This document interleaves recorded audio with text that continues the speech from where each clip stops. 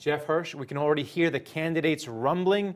We have a presidential election next year. So how does the market generally do in pre-presidential election years? Well, I mean, it's the best year of the four-year cycle. Dow averages about 16%, S&P a little bit more than that.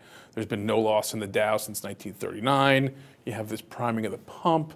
It's generally a very positive year. However, second-term presidents is a bit of a different animal. There's not a whole lot of statistical examples of this, but seems to be there's a little bit of, disenchantment, or people are used to it, the individual in the White House, and they don't have as much impact. They can't manipulate the economy like they do in their first term. So that's a little bit softer than other pre-election years. All right, we also have March coming up. So should investors sell in March, not May, and go away because we're hitting new highs here?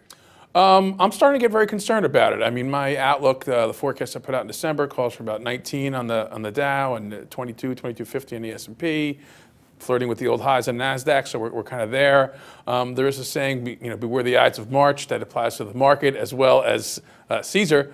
But I'm not sure I would be going away, but I'd be limiting big long positions, be looking to cut losers, always letting winners ride whenever possible, maybe tightening up some stops. But end of March has been really rough and treacherous as the end of the third quarter winds down.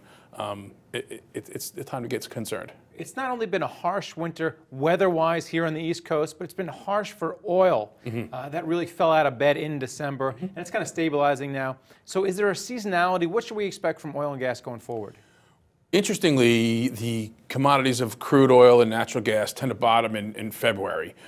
We've had some more, steeper declines here with the fundamental and technical situation, but we're buying oil, we're buying natural gas.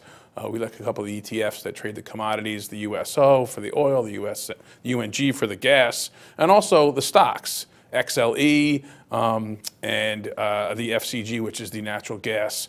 We do own both the USO and the UNG right now. We've traded in and out of the XLE a little bit, currently not holding that. So seasonally, this is what we look for. Seasonally, technically, fundamentally, we see a convergence, a lineup, perfect storm, if you will, of potential solid rally through the summer months for oil and gas. Does that translate also to the utilities, which use the oil and gas to heat us?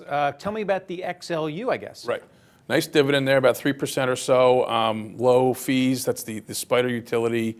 It's done really well most of the year. The seasonal trade is from March to October, where they start generating a lot of money, especially here in North America with the air conditioning and a lot of the rates, the electrical rates ramp up. So they kind of run together because of the interest rate environment, the fact that we're looking at potential increases, with utilities being a very interest rate sensitive play.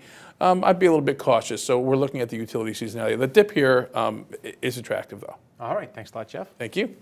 Thank you for watching The Street.